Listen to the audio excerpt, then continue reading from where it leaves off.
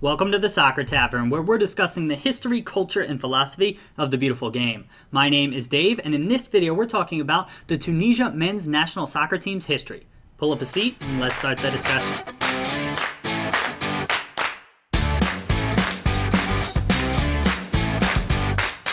Tunisia is a country with a population of about 11.7 million people. It's located in very northern Africa. The Tunisia National Soccer Federation is a member of CAF, which is the African Confederation in FIFA. Tunisia plays most of its home matches at Stade de Rades, also known as Stade Olympique de Rades in Rades, which I'm sure I'm not pronouncing properly. It holds about 60,000 people. The Fédération Tunisienne de Football, or FTF, was officially founded in 1957, and its Arabic name looks like this. Though it was founded in 1957, it has roots that stretch back earlier in the 20th century.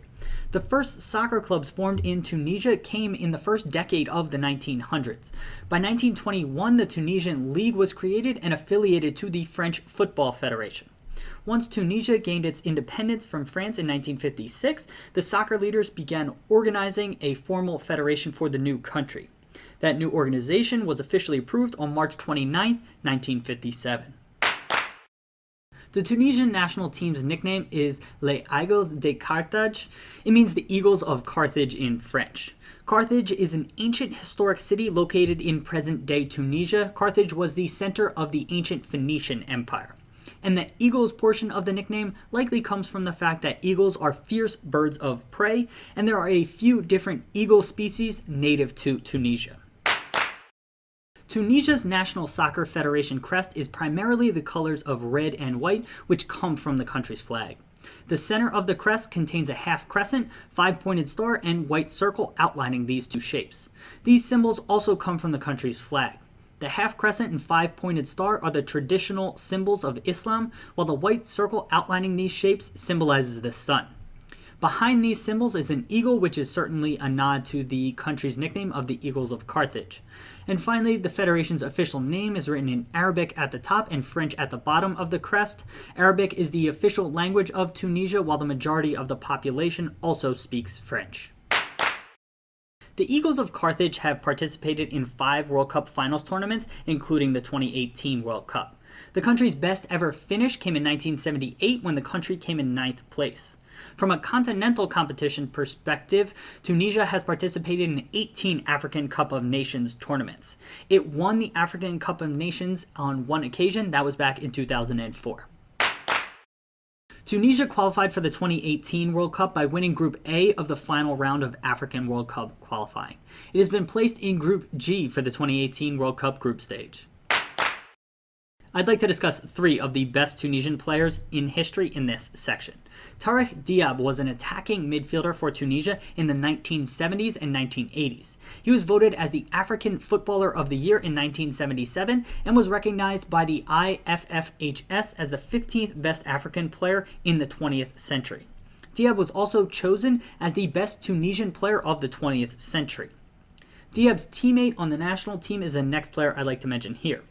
Hamadi Agrebi, who was also known as Mohamed Ben Rahim, was a talented central midfielder for Tunisia when the country made its World Cup debut in 1978. Agrebi was nicknamed the Magician for his play and is considered one of the best Tunisian players ever. And the third player I'd like to mention here is Hatem Trabelsi. Trabelsi played for Tunisia at 3 World Cups and was considered one of the best right backs in Europe during his playing career. He's one of the most famous Tunisian players because of his club career that saw him play at Ajax and Manchester City. And for the 2018 World Cup squad, the star player is going to be Youssef Msakni. He plays for Al Dual in Qatar and has been linked with some big clubs in England. He's a very talented playmaker who can dribble, pass, and shoot at a high level. He'll be Tunisia's go-to man at this World Cup. And a breakout player to watch out for is going to be Naim Sliti, who was on loan at Dijon this past season from his parent club of Lille. Both those clubs are in France. Sliti is a 25-year-old skilled dribbler who could really impress if given the opportunity at this tournament. Tunisia's main international rival is Morocco. At least that's what we identified in our research. We couldn't really find a ton of information about why, though. The two countries are both located in northern Africa, but From a political standpoint, Morocco and Algeria don't get along, and Tunisia often remains neutral and serves as a negotiator between these two countries. If you have any other information about this Morocco and Tunisia rivalry, please let us know in the comment section below the video. I'd love to hear it. Tunisia's record appearance holder is Radi Jaidi with 105 caps. The country's record goal scorer is Issam Gemma with 36 goals. And one last interesting fact for you, on June 2nd, 1978, Tunisia won their first ever match at a World Cup when they beat Mexico 3-1 in Argentina. This was significant as the win meant Tunisia were the first African or Arab nation to win a match at a World Cup. So there you have it, a bit of history on the Tunisia men's national soccer team. If you have anything else to add to our discussion, please let us know in the comment section below the video. Thanks for stopping by the Soccer Tavern. Hope to see you again soon. Cheers!